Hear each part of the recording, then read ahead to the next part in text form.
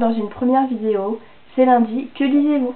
Alors j'ai décidé de faire des vidéos assez régulièrement sur mon blog. Je trouve ça super sympa, j'adore parler comme ça. Enfin, j'ai l'impression de vous parler à vous quoi. Et voilà. Donc je vais essayer de moins bouger aussi parce que il paraît que je bouge trop. Je reste assis comme une statue. Je vais vous parler de ma lecture en cours. Donc c'est Birth Market de Kara M. O'Brien aux éditions Livre de Poche. Donc j'ai lu environ 114 pages et j'accroche pas mal vraiment. Dès le premier chapitre, l'histoire m'a pris, elle m'a embarqué. Pour l'instant, pas un moment je me suis ennuyée, pas un moment j'ai trouvé ça long. Non, c'est vraiment bien. Donc ouais, c'est une bonne dystopie franchement, j'aime bien. Bon après elle est bon, c'est pas super original hein, parce que ça reprend un peu les bases de la dystopie, donc le coin des riches, le coin des pauvres, avec les avantagés, les désavantagés et tout. Bon après il y a l'histoire des naissances, les trois premiers nouveau-nés que mettent au monde chaque femme doit être donnée à l'enclave. Donc après il y a des problèmes avec ça, avec les maladies et tout, parce que les enfants vu qu'ils sont adoptés, ils ne savent pas quels sont leurs parents biologiques et donc des fois ils se marient en gros entre membres de famille, donc ça crée des maladies et tout. Donc il y a des problèmes avec ça et tout. Donc en ce qui concerne l'héroïne Gaïa, que j'ai pas vraiment réussi à m'attacher à elle, c'était pas très français ça. Bref, j'ai pas réussi à m'attacher à elle. Et parce que en fait c'est à la troisième personne. J'aime pas ce point de vue du tout, je trouve ça assez dérangeant parce que j'aime pas du tout ça parce que je préfère quand ce soit le personnage principal qui soit le narrateur et qu'on sache toutes ses pensées, ses émotions et tout. Bon, là on sait à peu près, on sait un peu les pensées, les émotions de Gaïa, mais c'est pas assez approfondi à mon goût. Du coup ça fait qu'on peut pas s'attacher à elle vraiment parce qu'on sait pas qui elle est au fond d'elle. Bon c'est un peu dommage et décevant, c'est juste le point négatif de l'histoire, on va dire, la troisième personne.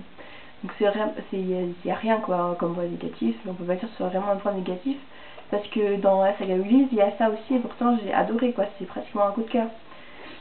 Donc ouais, j'en ai pas vraiment tenu rigueur pour la saga Ulysse parce que c'est tellement bien que ça on jette direct. Mais là vu que c'est 114 pages et qu'il faut bien que je dise des points négatifs quand même parce que livre ne peut pas être parfait, bah, c'est le seul point négatif que j'ai trouvé en fait. Sinon, il n'y a aucun passage longuet, l'histoire se met en place tout de suite. C'est pas comme cette histoire qui met 150 pages à démarrer tout de suite, t'es dans l'action. Donc c'est vraiment un point important, super bien. Et donc j'espère accrocher jusqu'au bout. Hein. Et aussi j'espère que j'ai pas deviné en gros l'histoire sur quoi, enfin les bases de l'intrigue, je sais pas comment expliquer. C'est en gros donc il y a l'histoire porte un peu sur donc le ruban que la mère de Gaël lui a donné.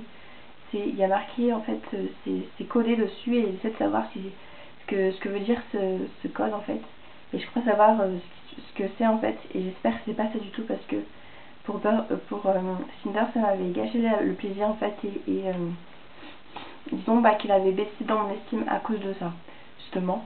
Et donc si pareil dans Birth Market j'arrive à deviner des surprises, je risque d'être déçue et de moins bien aimer le livre. Donc j'espère vraiment que l'auteur va me surprendre pour ça et que j'aurai réussi à rien deviner parce que sinon c'est vraiment dommage quoi. Voilà, donc voilà, je sais pas trop quoi dire de plus pour l'instant. Je pense que je vais finir vite parce que il est pas très long, 400 pages et il est agréable à lire donc franchement ça va tout seul. J'espère le finir aujourd'hui, ça serait bien, ou demain. On verra bien. Donc si j'ai le temps aussi, il faut que je révise parce que j'ai encore une épreuve pour le bac anticipé. Et oui, j'ai donc le 3 juillet, donc c'est lundi prochain, j'ai mon français oral. et je stresse à mort. Je pense savoir à peu près tous les textes, mais bon, il faut quand même que je révise, ça va me rassurer. Moi j'étais en pause parce que j'en avais marre de réviser depuis que j'ai passé le 21 juin, donc il n'y a pas si longtemps que ça, mon bac de sciences. Donc je pense que je vais reprendre la révision à peu près, je sais pas, ce jeudi là. Parce que j'aimerais un peu m'aérer l'esprit, pas penser qu'à ça, pas qu'aux bêtes, parce que je suis quand même en vacances, même si je dois réviser. J'essaie de me décompresser un peu, parce que si je fais que réviser, je pense que ça va encore plus me stresser. Donc je vais me détendre, je vais lire, j'ai un peu de peinard pendant un petit temps, et puis après je reprends les révisions. Et ça va, je serai un peu mieux pour l'oral et que j'espère réussir vraiment. C'est vraiment le truc que je redoute le plus. Donc ça va, au blanc j'avais 11 sur 20, mais bon. Tombée sur un texte et un thème que je maîtrisais bien. Donc j'ai eu de la chance. Bon, ce qui m'a un peu, qui m'a un peu perdu, si ça se dit, c'est le fait que bah, je suis mal à l'aise à l'oral, quoi, surtout dans le cadre d'un bac. Le summum du stressant pour moi. Et donc du coup bah je bégayais limite, j'étais hyper mal à l'aise, quoi. Et mon jury, elle a cru que j'allais fondre en larmes tellement j'étais crispée et tout.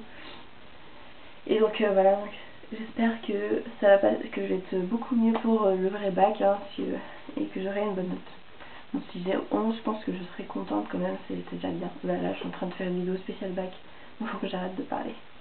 Donc désolée, hein, ça a rallongé la vidéo du coup.